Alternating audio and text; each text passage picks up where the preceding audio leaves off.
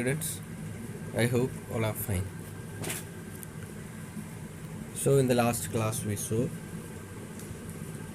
that during the unrest, during the political unrest which was there during the time of the British, and now that Indians are trying to get their freedom from this British, and we found that they had made a kind of there was a gathering, and in which they made a kind of resolution that there would be a movement called Quit India, and they thought they would begin it by unfurling the tricolor flag, that is the Indian flag. So somehow the British came to know that there was a move by some of the Indian leaders. So they had planned to unfurl the tricolor flag on 9th of August. Okay, 9th of August. But on 8th of August, what happened? The British came and arrested so many leaders, including Gandhiji and so. And there was Aruna Asaf Ali. She was silent for some years after her arrest and so on. But somehow, with her husband, she was part of this meeting. Okay, and now we will see what happens. She is explaining, she is just narrating what had happened that day and after that. Okay, so we shall just see.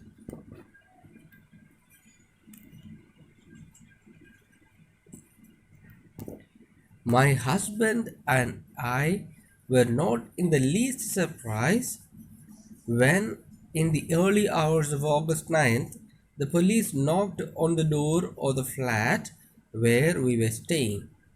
When they announced Asaf Sahib's arrest, I asked, "What about me?" "There is no warrant for you, ma'am," I was told. Okay, so on 9th of August, early morning, they heard a knocking on the door, and they knew that they also would be arrested. They were expecting this police to come, and they came, and when they opened the door, they said, okay, there is an arrest warrant for Asaf. Okay, Asaf is a husband of Aruna. Okay, so then Aruna asked, okay, is there any warrant for me? Then they told, no, no, you don't, there is no arrest warrant for you. Then I persuaded the British sergeant, who had come in a taxi with a couple of policemen, to let me accompany them to the railway station to see off my husband. Dawn was about to break, and there was a cordon around Victoria Terminus to keep crowds at bay. As I walked along the platform, I saw Maulana Azad sitting at a window in a compartment of the special train, and stopped to talk to him. As Congress President, he was to unfurl the tricolor at a public gathering at Gowalia Tank Maidan at 8 a.m. I made up my mind on an impulse. I am going there. Okay, so what happened? See, her husband was caught. Her husband was arrested, and they were supposed to be taken by train to the jail. Okay, so she was persuading the surgeon who came to arrest Asaf. Okay, I will accompany my husband till the railway station. So she accompanied them. Okay, there was one policeman. There were three policemen. Okay, the British sergeant and two more policemen. So it was the dawn was about to break. It was in the morning. Okay, early morning, and the sun was coming up, and they could find a kind of barricade which was kept in order to prevent the crowd from coming inside. And they reached the railway station. So she was just walking along the platform, and she found there was Maulana Azad sitting at a window of a compartment. He also was arrested, and he was in the train. So she stopped there to talk to him. And while talking with him, she understood that Maulana Azad was the Congress president. Okay, at that time he was the Congress president. So she understood that as Congress president, he was supposed to be the person who was to unfurl the tricolor flag. So she got an impulse. Okay, she got a kind of inspiration, and she said, "Okay, I am going there." Later, she is going to the Maidan in order to unfurl the flag because all the other leaders were arrested. This decision to stand in for Maulana Azad was the beginning of a chapter of heroism and unrest in the life of Aruna Asaf Ali. Her narrative proceeds. Okay, what we see is this decision that she would stand in place of stand in place of Maulana Azad was the beginning of a chapter of her heroism. Whose heroism? Aruna Asaf Ali's heroism. And she continues to say, Gulabai Desai's son, Dhirubai, had come to the railway station and he drove me in his car to the Maidan. The meeting was declared illegal under Section 144. A white skinned sergeant gave 2 minutes for the crowd to disperse. I quickly scrambled up to the dais, announced to the people the arrest of the leaders, and pulled the cord to hoist the national flag. Hardly had the flag been unfurled when the police lobbed tear gas shells into the crowd.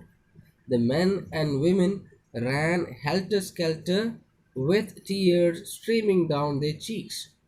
The experience of that morning made me decide that I would not again tamely end the jail by offering satyagraha. Okay, so she says that particular decision was the beginning of a chapter of heroism in Aruna Asaf Ali's life. So there was a Dhirubai. He was Gulabai Desai's son. He too was there in the railway station. So he drove her to the Maidan. So when she reached the Maidan, there were police and so on, and they had declared 144. Okay, even we have now 144 means there you are not supposed more than 5 members are not supposed to gather at a public place. Okay, that is one of the things under section 144. Okay, and if five or more are gathering in a place, in a public place, then they will be caught, they will be penalized. Okay, so that was what they had declared as 144. Okay, so because of that, and the police gave 2 minutes for the crowd to disperse from there. So what did Aruna Asaf Ali do? She just climbed onto the dais and announced to the people that okay, our leaders had been arrested. Okay, most of our leaders have been arrested.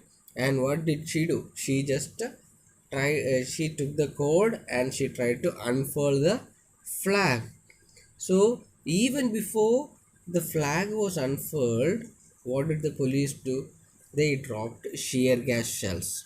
Okay, tear gas shells, and all the people who were there in the Maidan started crying and they ran for their life. They did not know where to go. Okay, they were it is written helter skelter, means to say they were moving up and down. They did not know what to do because they were in a desperate situation, and they all of them started crying because tear gas is like that. Okay, so this experience, okay, that experience of the morning, what did that make Aruna Asaf Ali? It made Aruna Asaf Ali to make a decision that she will not enter the jail for merely doing satyagraha.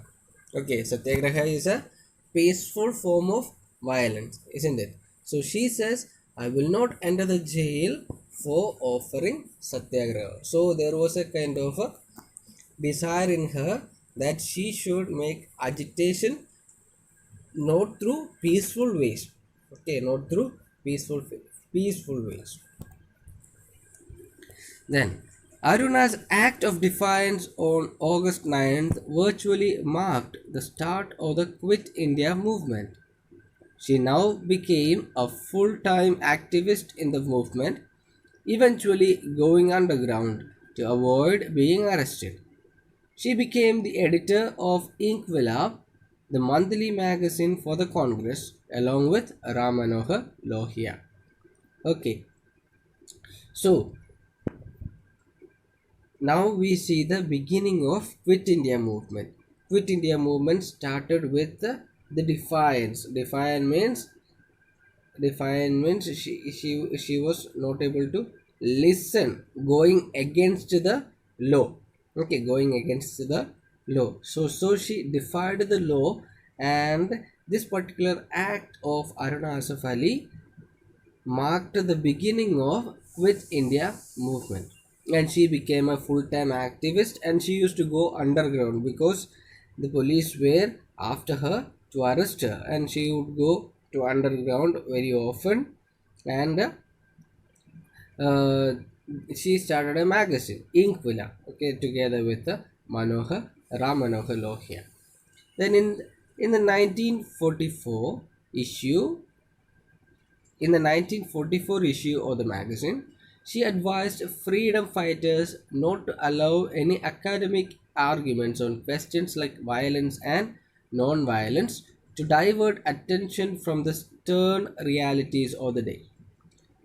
I want every student and youth to think and feel as soldiers of the nation that is to come. Okay, in the 1944 issue of the magazine, she had advised all the freedom fighters not to think academically. Academic means what? Academic means, okay, being a maybe because of studies. Okay, only their thought will remain only in books, not in practice, only in theory. That's why she said, okay, not to allow any academic argument, but you have to think whether no problem. What she wanted was whether it is violent act again, violent agitation or non-violent agitation. What we need is freedom. So she was for both. Okay, not only for peaceful violations of the law, no, but violent violations. Okay, violent also. Okay, both violence and also non-violence. Okay, so she wanted every youngsters, especially every student, to think as soldiers who are fighting for the freedom of a nation to come. Okay, of the freedom of a nation to come. So she was a stern leader who tried to instill in every youth, especially students to feel as soldiers to fight for the freedom of our motherland India. Okay, so I hope this is clear to you. We found about the marking of the beginning of Quit India movement and the arrest of some of the leaders, and also some things which the inspirational talks and some of the acts of defiance done by Aruna Asaf Ali. Okay, so we have a worksheet. There are 4 questions in it. Okay, what happened on the early hours of August 9? Then second question, what did Aruna Asaf Ali do when her husband was arrested? Third, who was supposed to unfurl the tricolor flag in the public gathering? Fourth question, how did Aruna Asaf Ali mark the beginning of the Quit India movement? Okay, so I hope today's class is clear to you. Thank you and bye.